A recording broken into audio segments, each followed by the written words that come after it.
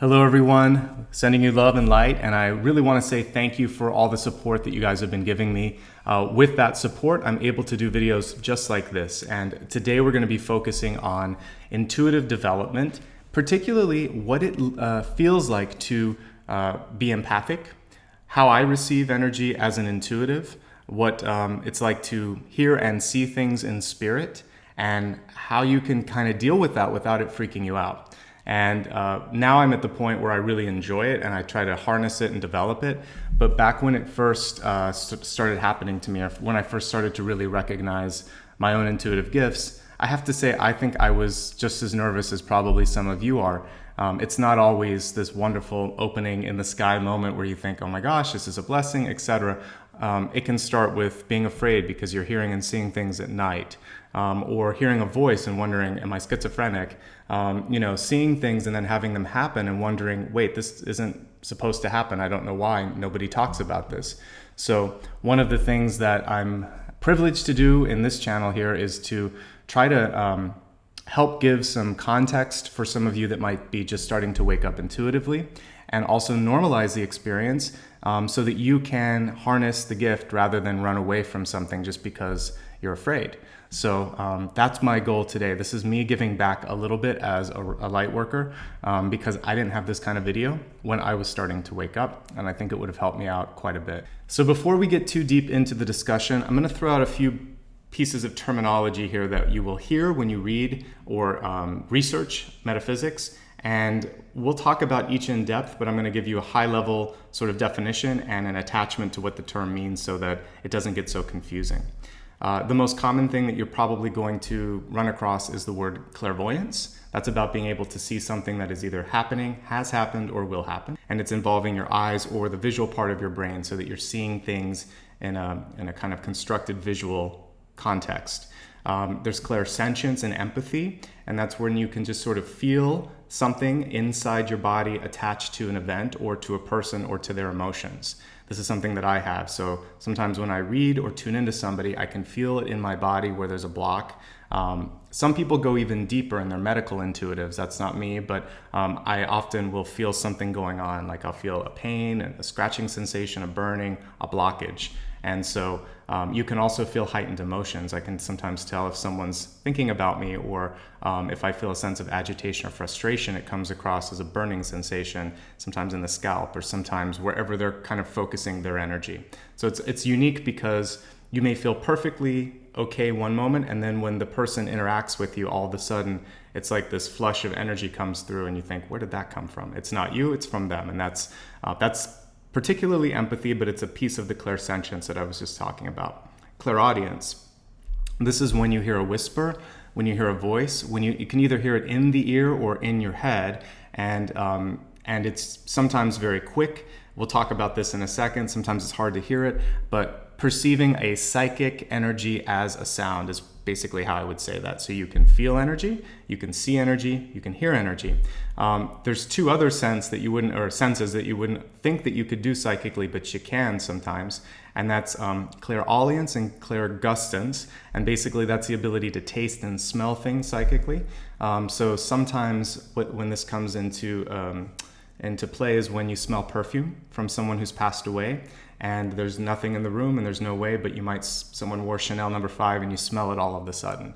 Or you taste something in your mouth that is associated, maybe you taste whiskey and this person was a drinker. So as you start to get more and more skills, you might get a combination of this. You might hear the voice, you might smell some sort of perfume, you might taste their favorite food, you might feel the blockage in your body, if from whatever they passed from, etc. And you can see how mediums would use all of these things. And then there's also just Claircognizance, and that's really what happens a lot of times when you're working with tarot cards. You'll throw out a spread and you simply start to see connections and know things because the cards kind of act as locks and keys, and as you start to move them around, you start to get the picture of what's going on. And so a lot of us work with all of these skills and might use something like runes, cards, or people that can work with psychometry, taking an object and then picking up the energy off of that. Those are the main skills that you're going to probably run into in the research. So I just wanted to go through it because a lot of times, like clairvoyance, clairsentience, clairaudience, clairalience, clairgustance, and claircognizance, it just gets confusing because they're all clair. So I wanted to kind of break down what they are, and clair just means clear. So in clairvoyance, clear seeing, clairsentience, clear feeling, clear knowing, and that's kind of what these things are all about. It's just that you clearly see or feel something without having any way to do it otherwise, and that's what makes it extrasensory, and that's where we get ESP. So that's just getting the vocabulary out of the way. Now let's get to the fun stuff, or the interesting stuff, which is, I'll tell you a little bit about how it felt when I first started to receive information, and kind of a little bit about what I felt when I woke up and how that's different from how I feel now and how I've gotten a little bit more control over all the gifts. So without going into a crazy amount of detail of all of the past and what it felt like when I was growing up, I will say that I always was a little bit tuned in. I could see small things going on in my life, like you need to clean your apartment because your manager is going to come through tomorrow. You're going to have a quiz in a certain class, take care of that. You should call this friend, they're looking for a job. I would just get these, either a thought or I would get a flash of something that was going to happen, and then it would happen. And I just thought, I guess I anticipated that well. I thought it was just that I had very good instincts, but I wasn't putting the word intuition with it. Then it progressed when I got older, and there were a few situations in my life. I'm not going to go into the specifics, but I'll just say that my health, my safety, my well-being was at risk, and because of things that other people were doing. And my higher self, my guides, stepped in and kind of like pushed the on switch and said, you better pay attention. And all of a sudden I started to hear, see, and feel things on so much of a heightened level that it became overwhelming. In particular, my sort of waking up moment is I started to hear and see something that was going on in the background. I could hear what they said to other people. I could see it as it was happening. And then after that, things just started to intensify. Once that event was done, I had all of this sort of, my crown chakra opened first, which probably isn't the best way for things to happen. You should kind of like work on grounding, work on opening and clearing all the chakras. So I just started to receive all of this information in mass, and I had a hard time initially discerning what my energy felt like, what other people's energy felt like, what spirit's sort of messages were for me. And I kind of felt like, have you ever taken an extension cord or a plug and you accidentally touch one of the ends as you plug it in? That's kind of what the body felt like sometimes, was this overstimulation or shock. And I couldn't get the energy cleared out. There was a sense of agitation and overwhelmed feeling. And I know before I understood what being empathic was, it was the first Halloween after I sort of had my waking up experience. I walked outside in a crowd, and there was like a big parade of people walking around, and it was so overwhelming. I don't think I could spend more than 10 or 15 minutes, and I had to get back home because I just felt this rush of energy come through, and it was everybody's energy. And also because of the way that Halloween works, the veil is already thin, and also people are invoking a lot of lower frequency energies, dressing like ghosts and lower creatures that that are out there. That was also a little bit disconcerting because I was getting the negative energy as well. And so I realized, okay, you now need to start paying attention to this and not be afraid of it and find a way to control it and hopefully do something good with it. And that's what inspired me to, at the time I really got involved with yoga and meditation, went so far as to even get certified to teach yoga. But the main purpose was so that I could be disciplined with meditation, with neutralizing all of the sort of fear and lower frequencies that were once in me, and to find a place where I was neutral, so that as a medium you have to be neutral so that you can make sense of, oh, this is new, this is something that's not me. And I think that was my most important lesson at that time, was I have to get strong before I delve too deeply into all of this. Otherwise, it's just going to continue to be an overwhelming thing. So let's break down the ways that I now receive information, so that maybe if you're starting to receive it, you could recognize that and then maybe start to work on it. One of the most powerful ways that I think natural intuitives can receive information is through dreams. And you'll know the difference between just an average dream where you might be just decompressing information from the day and it's a nonsense dream with a clairvoyant dream. Because in a clairvoyant dream, you will typically get such crisp details and also a combination of all those sort of clair prefixed words that I talked about. So you might smell, taste, feel, know something, and there's no way that you could know it, but you wake up with all of this knowledge in your head and you think, that was so real. So it's a sense that it was very real. And oftentimes I've heard, especially if you have like a flashback, a past life flashback, you might be speaking another language, you might be in another place, but you are able to hear, see, and understand everything that's going on, plus you get extra information.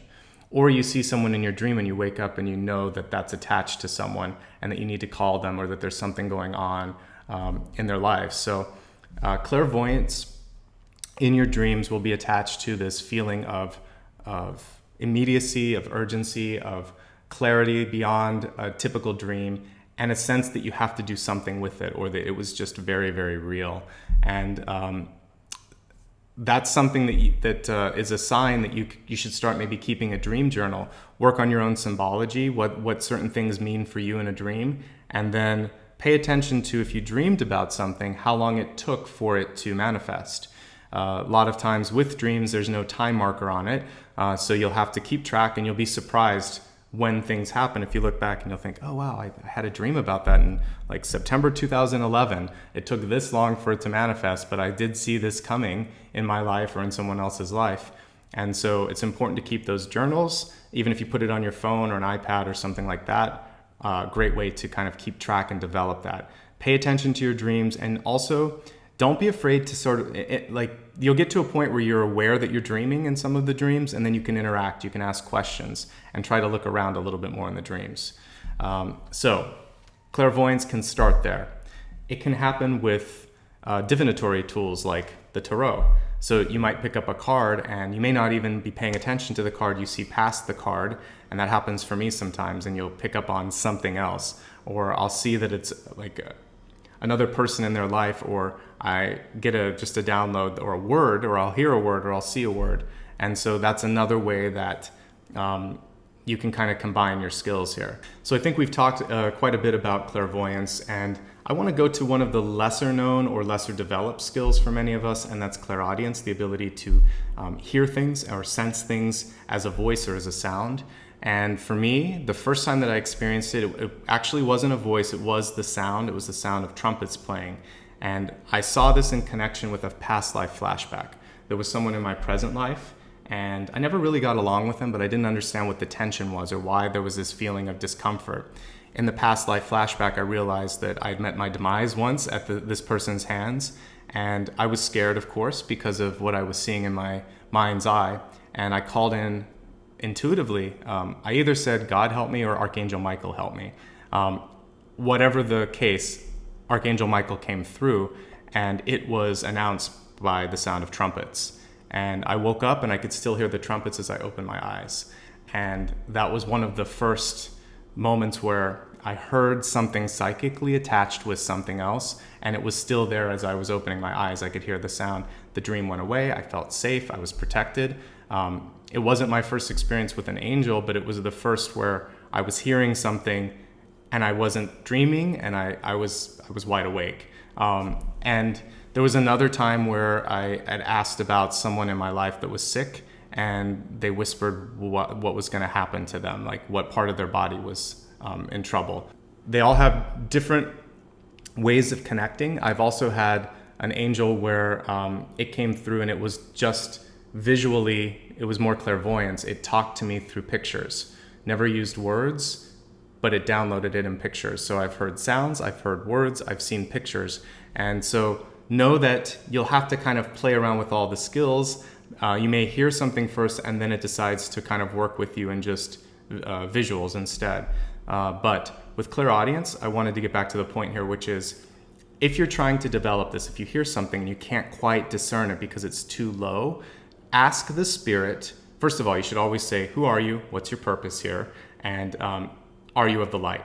If you have kind of clarified all three of those things, then you can, if you can't hear something, say either increase your frequency so I can hear it, or talk in my head so that I'm not using my ears. Because one thing that we try to do, and this is counterproductive with Clairaudience, is to try to hear it so you'll strain your hearing. Don't. Just close your eyes, take a deep breath, and say, speak in my mind so that I can hear it, or show me, or use another method, or you have to make it louder. I can't hear you. You don't have to strain. The spirit will find the frequency that works with you. And that was one thing when I was practicing sort of medium skills that I realized, is that I didn't have to work as hard. The spirits could work with me to find the frequency. It's kind of like a radio tuner. So a lot of times it's one ear and it's very, very faint. It's like a whisper, or it's like a CB radio in the next room. So you'll hear something. It's like that very low sound, kind of hard. And I'm like, you've got to speak louder. You've got to tune it up a little bit, and they'll work with you on that. But I hit on something that's really important. I don't know why I do this. Maybe it's just programmed into me.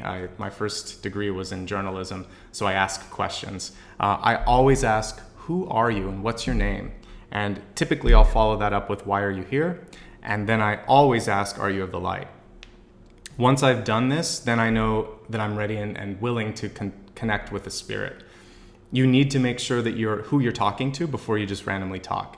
And if you want to practice being a medium or being sort of a channeler, then you always want to set up protection. There's a reason that I light candles before I do any sort of spiritual communication or discussion or reading. And that's so that I say prayers and intentions for each of the candles that are behind me, and they are protecting us as we're doing this. So you want to set that protection into play. You want to smudge. You want to call in your archangels to protect you, or any ascended masters. And in doing so, you create a space that you trust, and you heighten the energy.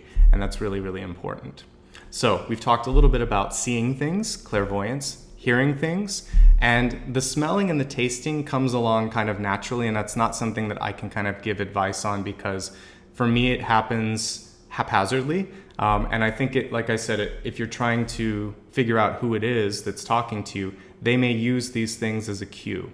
Some of us are much more awake in this sort of area when it comes to psychic energy. And if it is something that you already know about, then you can put some information in the comments how you've developed those skills. But for me, it happens when it needs to happen. I will mention one thing with the ability to smell spirit.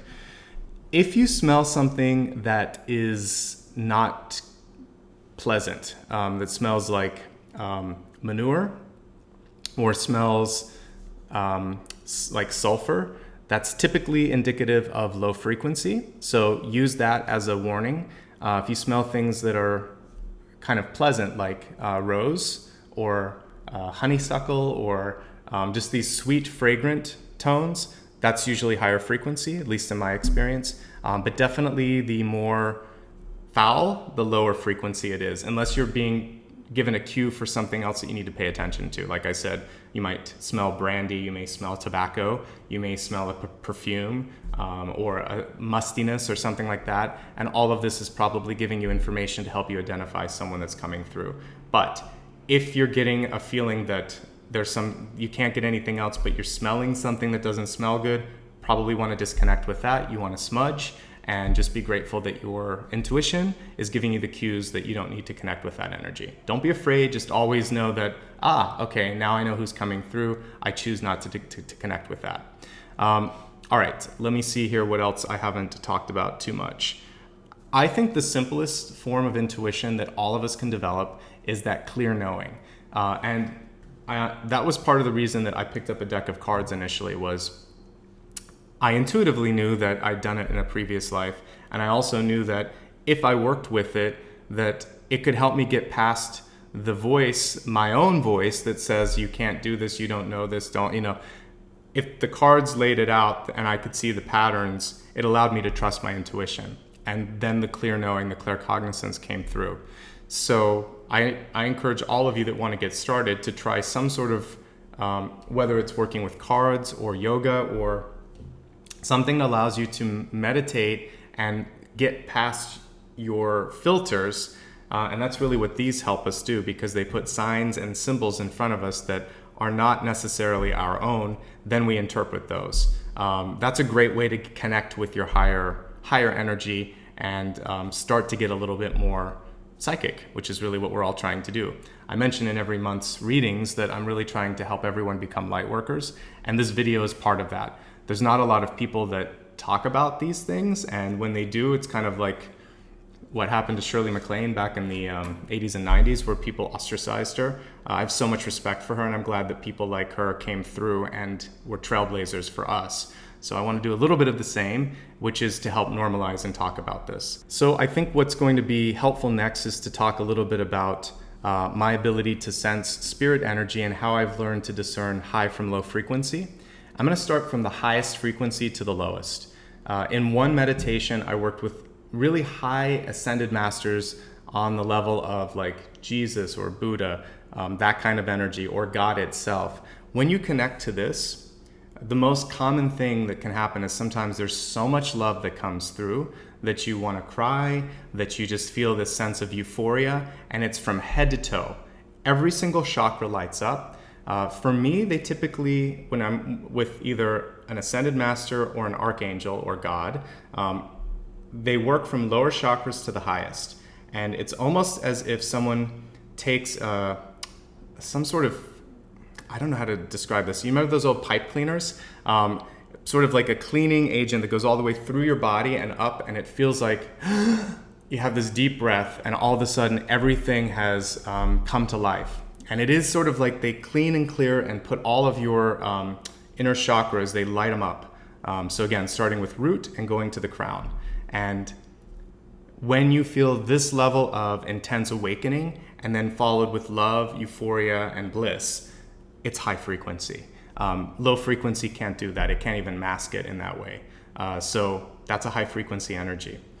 Archangels typically come through and it's just this warm sense of love and protection. Now, then there are just guides and high energy spirits that will come through. Typically these also, I will sometimes hear a high frequency tone in my ear, and I'm not afraid. I just feel a sense of recognition with those sort of spirits as well. So we go from overwhelmed to the point that all you can almost do is weep, to warm and love and sort of this warming, loving feeling from a archangel, to this sense of recognition that would come through with energy being.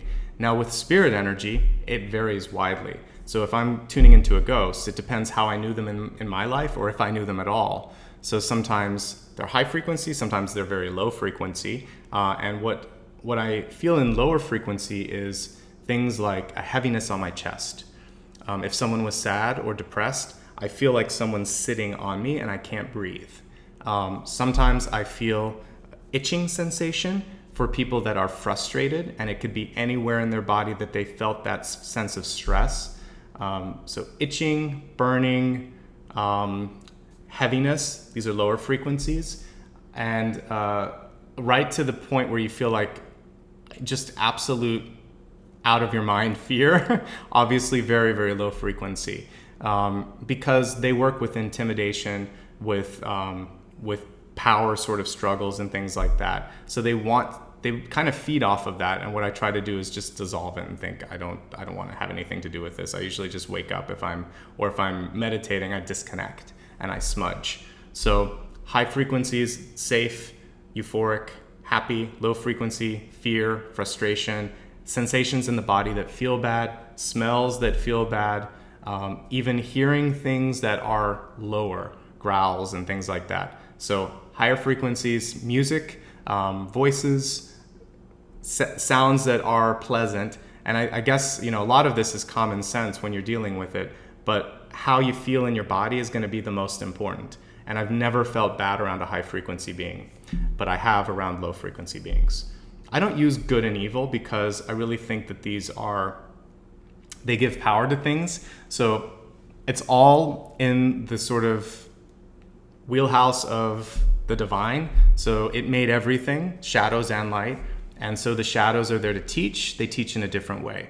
And they show us things that we don't want to see. And once we recognize the gift, I guess, of that vision, the sooner they can go away. And I guess that's a gift to you as well, is to not be afraid of the shadow. You have to bring light in that moment. And I had a Reiki teacher once that just reminded me that if you see something that scares you, show your light, shine your light on it, and then it can't exist in the place of love, light, and joy. I can't discuss as much about psychometry other than this. This is something where I'm very keen on clearing spaces and not keeping things too long. I recently made a move and I got rid of a lot of furniture because I wanted to release old attachments. And it's good to get rid of clothing, furniture, things that you are reminded of other people by. Like, these things in our life can sometimes hold us back. So know that even if you can't pick up something and say, I see this person and it belonged to this, you still pick up on energy, and you might still be attached to what it did in your life or what you remember when you see it. So surround yourself with people, clothing, things, music, thoughts that are of a high frequency, that bring you joy, and that don't remind you of negative aspects of you, your life, your past. That piece of psychometry is important for everyone, even if, like I said, you can't pick up a cufflink and identify who it belongs to. We are all able to pick up on the energy of a space. So I hope that what we discussed today helps some of you understand whatever you're feeling is not something to be afraid of, that there is a way to eventually learn how to hone these skills to the point that you can control them through meditation, through developing skills like tarot, automatic writing, basically just by continuing to work on each of them, because they're like muscles. The more you work them, the stronger they get. The less you work them, the more difficult it is to access all of these skills. Most of my one-on-one appointments are for readings, but if you ever want to talk a little bit more about your own psychic development, things that are going on in your life, I know it's hard to find people that you can talk to about this stuff without having them think that you might need to seek out other types of help. I'm here for you. I'd be happy to chat about that. So if you go to the first link below the video, you can see how to schedule an appointment, and it doesn't have to be for a reading. It can just be talking about psychic development in your life. And if you just want me to listen, I can listen. If you want me to give some advice, I can do that as well. The second link is so that I can keep doing videos like this. It's a donation link. You can do a one-time donation if you just go to the donate link on my website and choose one of the PayPal options. That's perfect. Or if you want to do a recurring one, you can do it through Patreon. And again, it allows videos like this. It gives me more time to talk about psychic development, and I have a list of things that I want to discuss and cover over the next few months. So if you like this and you want more videos like this, feel free to donate.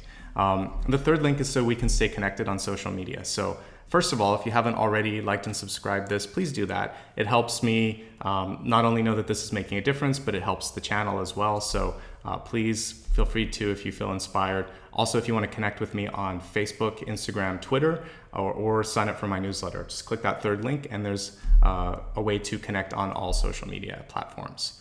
Finally, I just want to let you know that it's great that you listen to this, and that I'm assuming, if you have, that you are curious about your own psychic development and curious about metaphysics. I wish that I had more tools and resources when I was a kid. I didn't have all of this. The internet was not as popular then. It was just beginning. And so there's, so much more for us now. So let's make the most of this. And I want you to continue to grow and to share this with people that you think might benefit from it. I'm wishing you much love and light on your journey. Thank you so much for allowing me to be a part of it. Take care, and we'll talk soon. Bye.